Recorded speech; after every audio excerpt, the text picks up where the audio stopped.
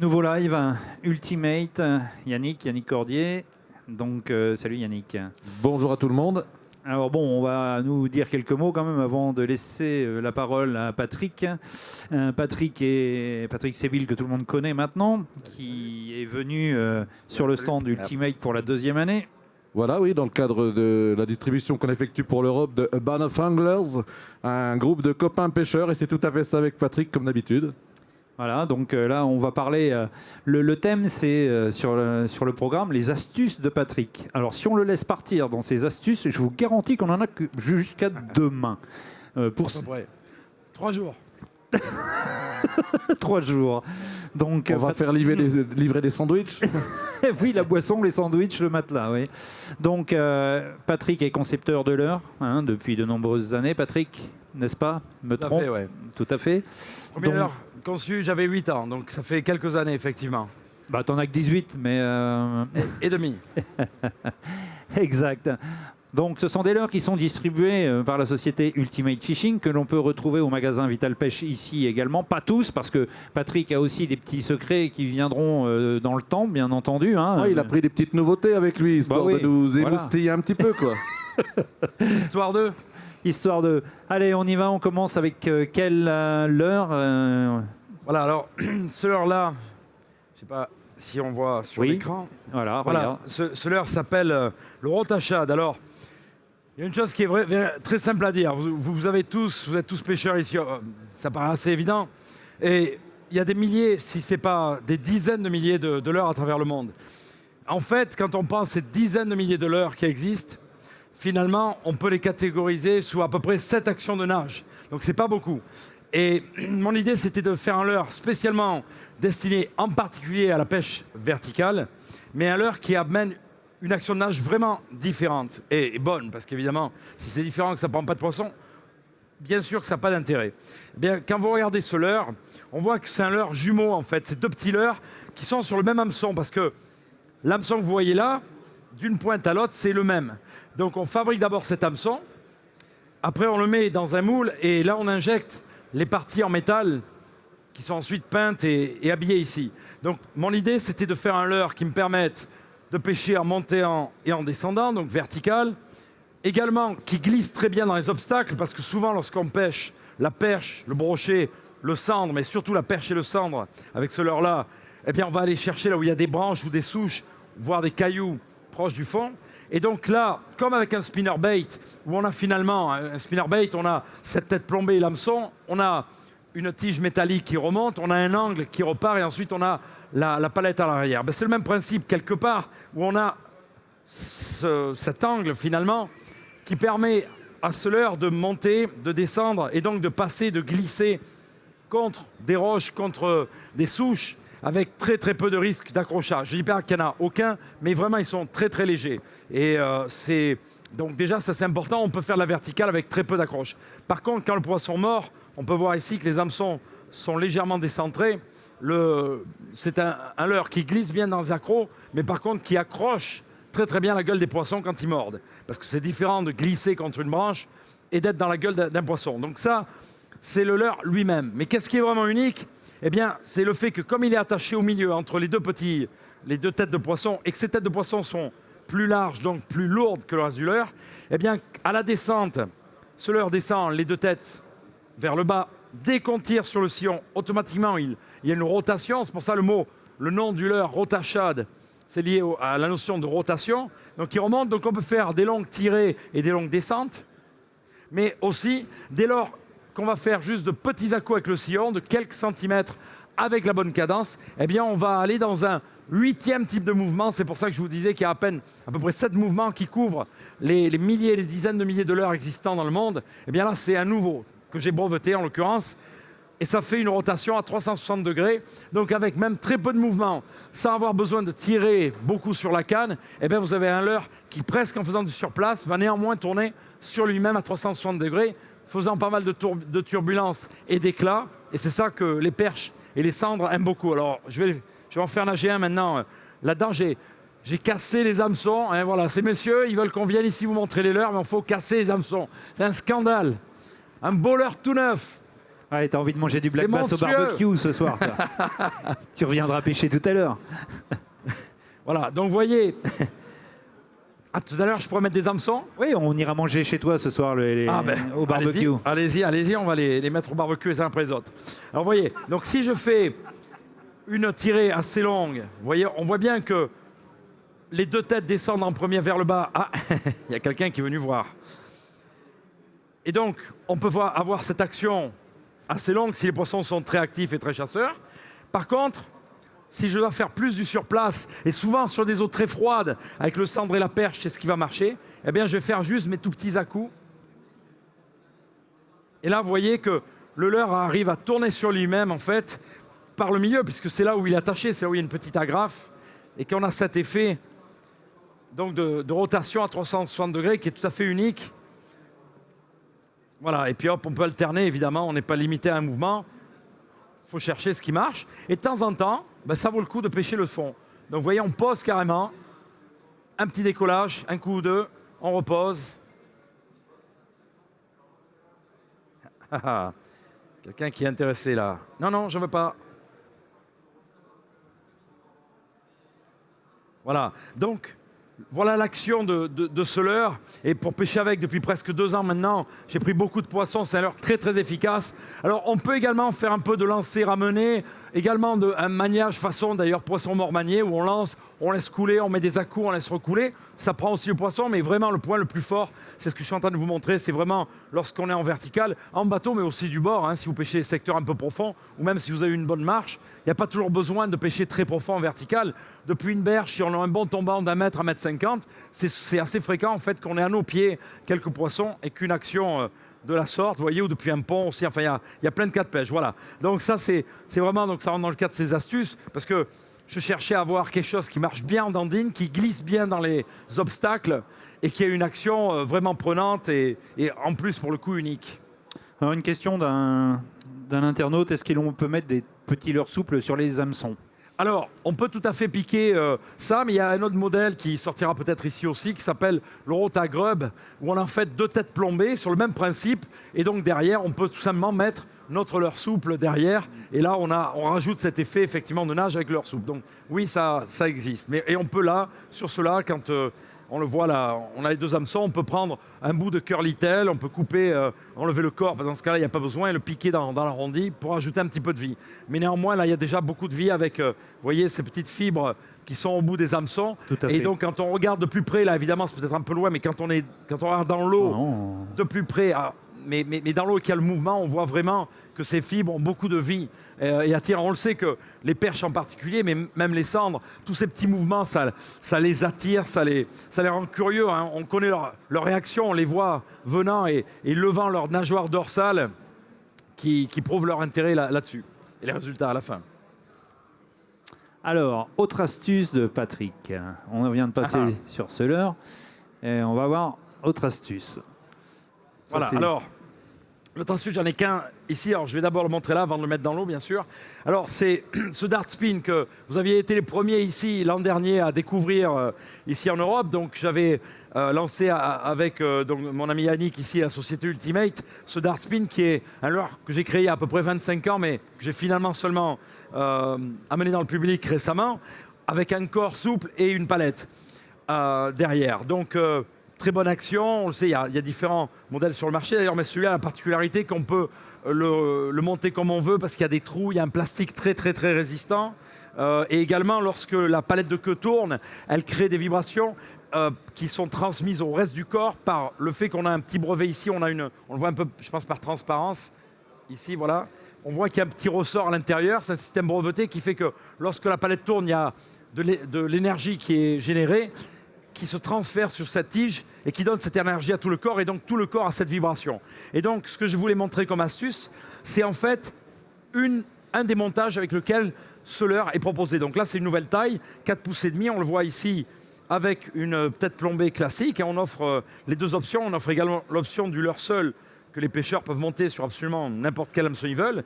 Mais dans le cas là que je vais montrer, c'est donc ce qu'on appelle une tête football.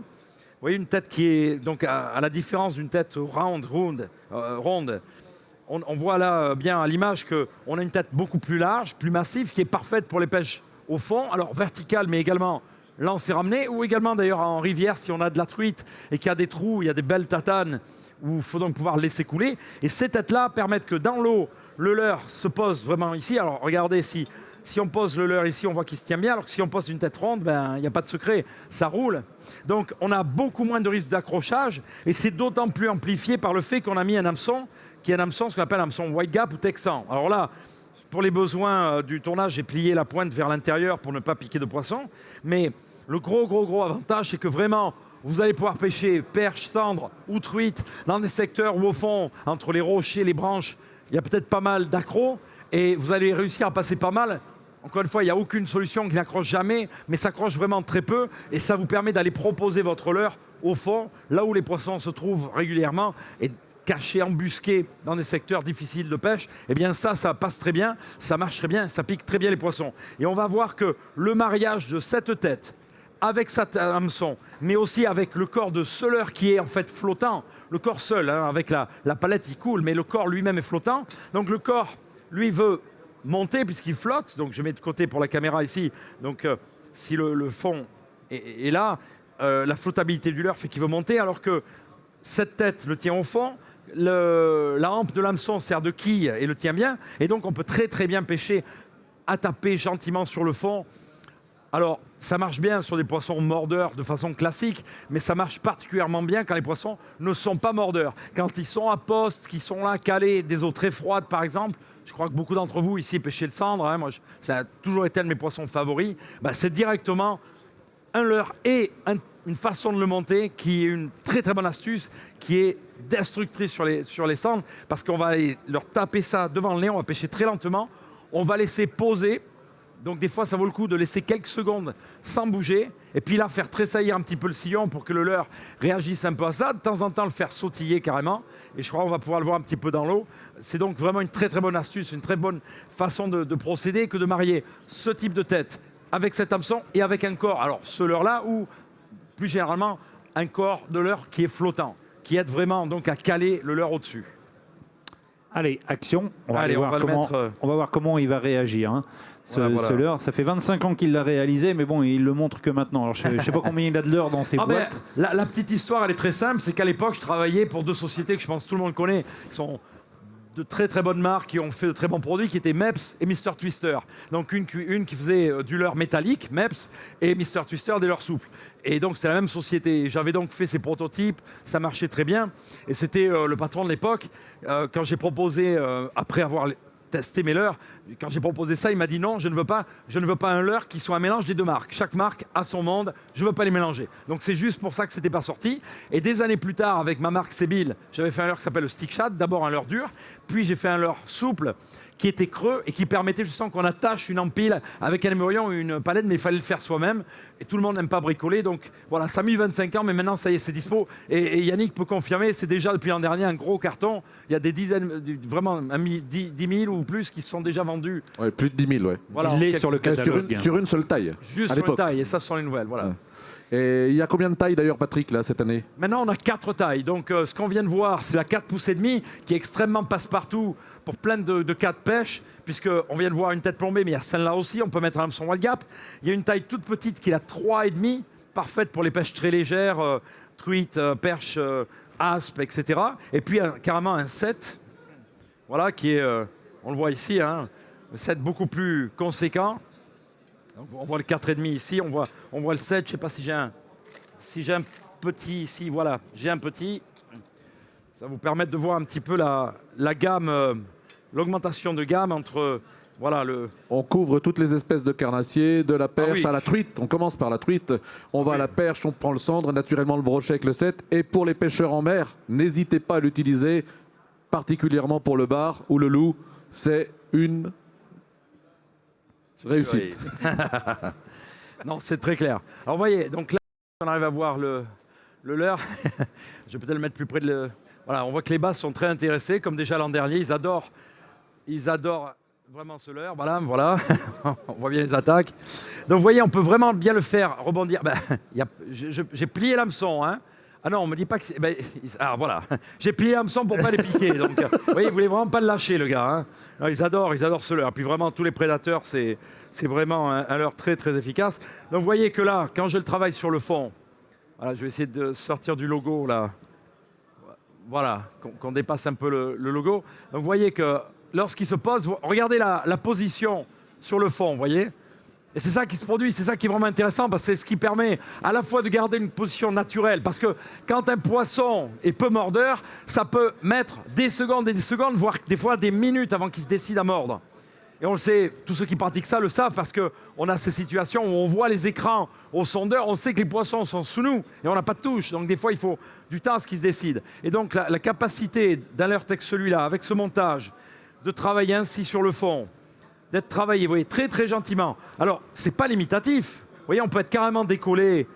Et là, le travailler comme ça, et regardez avec très peu de mouvement de sillon, on voit que cette palette, elle réagit extrêmement bien, immédiatement. Le moindre mouvement, le moindre tressaillement de sillon, de quelques millimètres, et de suite, ça y est, le leurre réagit, parce que la palette peut tourner dès lors qu'on tire suffisamment, mais même quand elle ne tourne pas, le fait de mettre un petit coup de sillon, la palette, regardez là, elle bouge, elle monte, elle descend, elle donne beaucoup de vie. Et ça, c'est un vrai gros plus dans ce type de leurre-là, parce que lorsque vous avez juste un cœur, par exemple, vous avez un paddle tail, donc un shad, on va dire classique, sur ces à-coups-là, il ne se passe rien véritablement. Or là, j'ai quand même ce petit teaser qui est la palette en queue, qui réagit tout le temps. Donc je garde de l'intérêt, je peux monter, je peux avoir une action plus marquée. D'ailleurs, on va faire le prochain lancer pour voir avec une action un peu plus marquée, façon un peu maniée. On va laisser couler, on va mettre des à-coups, on va chercher, vous voyez, plus dans la hauteur d'eau sur les poissons. Et ça peut être la solution qui déclenche les touches, comme ça peut ne pas être le cas. Il y a vraiment des jours où une action marquée n'aura pas de touche, alors que c'est une action minimaliste aura à taper le fond qui va produire des touches. Et d'autres jours, c'est évidemment, ça sera l'inverse qui se produira. C'est pour ça que c'est bien d'avoir plusieurs types de leurres, mais d'avoir aussi des leurres comme ça qui permettent ces différentes options. Et là, vous voyez, ça fait 2 passages que je fais. Il n'y a pas eu d'attaque sur une action à cette vitesse, alors que le passage d'avant, à peine à taper, ou tapoter même, je dirais, dans les cailloux, il y avait eu plusieurs coups de gueule, donc sur un seul passage. Vous voyez, voilà, donc je repasse à cette micro-action. Voilà, on voit que de suite, vous voyez, regardez les coups de gueule. Donc c'est vraiment par là, on voit que les micro-actions ont de suite pas mal de résultats. Vous voyez, sur ces bases, voilà. Qui en ont déjà vu toute la journée, hein, des leurres. J'imagine. Donc, mais c'est véritablement un leurre exceptionnel. Voilà, c'est tout. C'est exceptionnel. À savoir qu'on le trouve sur le catalogue, bien entendu, Ultimate Fishing, hein, depuis l'année dernière. Mais là, on va voir les nouveautés cette année avec les nouvelles tailles. Elles sont déjà présentes chez Vital Pêche. Oui, nouvelle taille, nouveau coloris. Et puis nouveau type de montage comme les a présenté Patrick. Voilà. D'accord, donc tu as dit que pour le loup aussi, ça pouvait être... Regarde cette photo. Bah oui, moi j'ai le catalogue devant les yeux. C'est pour ça que je... Oui, et beaucoup de poissons. Et exactement dans les conditions que décrit Patrick, en animant de manière différente, on peut faire réagir des poissons qui sont calés au fond ou qui ne sont pas forcément chasseurs. C'est ça qui est intéressant. Ouais. Ok, on va être obligé de conclure parce qu'on va passer le temps. Mais si tu veux, tu as 2 minutes, mais 2 minutes. 2 minutes pour Patrick, c'est donc 1 heure. Hein. Vous pouvez rester tranquillement, prenez une petite boisson. Je crois que le système sono ne marche pas. Hein. On est d'accord, on n'a pas entendu ce qu'il a dit. Hein. Si tu as une autre un autre petit truc, mais rapide. Vous voulez qu'on reste, Yannick, tu veux qu'on reste sur le gros dart spin ou tu veux qu'on voit sur les... Change. Je pense que les personnes qui sont ici ont envie de voir un nouveau truc. Parce qu'on avait vu un petit peu l'an dernier les Spooltech, on m'avait fait la remarque, j'avais montré comment ça se passait, au final, j'avais même pas fait nager. Alors j'avais dit, c'est quand même le comble si je montre un leurre. Donc je le rappelle, c'est un leurre, et c'est une marque surtout très particulière et très unique parce qu'elle a une bobine à l'intérieur, et ça c'est vraiment une grosse astuce. Oui. C'est une bobine à l'intérieur qui fait que lorsque vous pouvez pêcher avec un bas de ligne fin, et donc tenter le cendre par exemple, mais néanmoins, si vous piquez un brochet, ou n'importe quel poisson d'ailleurs, mais lorsque vous piquez le poisson, voilà ce qui se passe au moment du ferrage. Voilà, alors, je ne sais pas sur la petite caméra si on va bien voir, mais voilà. Voilà, donc ce qui se passe, c'est qu'au ferrage, une fois le poisson piqué, on libère un câble acier qui est caché à l'intérieur du leurre, et ça, c'est magique. C'est une vraie innovation, parce que maintenant, vous pouvez désormais réellement pêcher avec un bas de ligne assez fin, Mais néanmoins, lorsque vous piquez les poissons, et en particulier les brochets, vous avez un câble acier dans ce cas-là de 100 kg sur ce modèle-là. Il n'y a aucun brochet au monde qui jamais coupera un câble de 100 kg. Donc vous pouvez pêcher avec une grande confiance et avoir plus de touches parce que vous aurez un bas de ligne plus fin monté devant le bas de ligne, devant le leurre.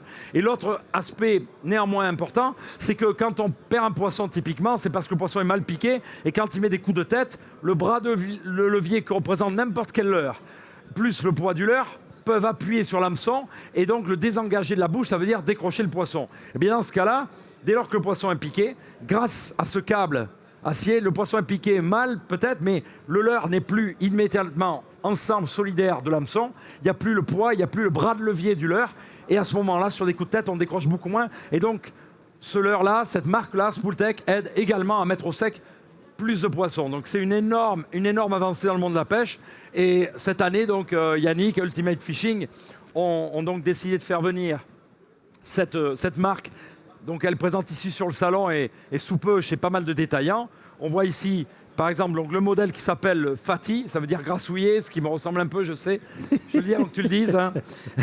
On a donc le 10 cm, le 15 cm, donc une très belle action, très très bon leurre qui prend beaucoup de poissons. Non seulement la queue nage bien, mais il vibre bien. Vous voyez que ici, je montre le petit modèle, le 10 cm. Certains d'entre vous sont peut-être surpris en se disant « Oui, mais est-ce que l'hameçon n'est pas un peu gros sur un leurre de 10 cm ?» C'est vrai que beaucoup de leurres de 10 cm auraient un hameçon plus petit, mais l'intérêt de Spooltech, c'est de vous aider à attraper les beaux poissons.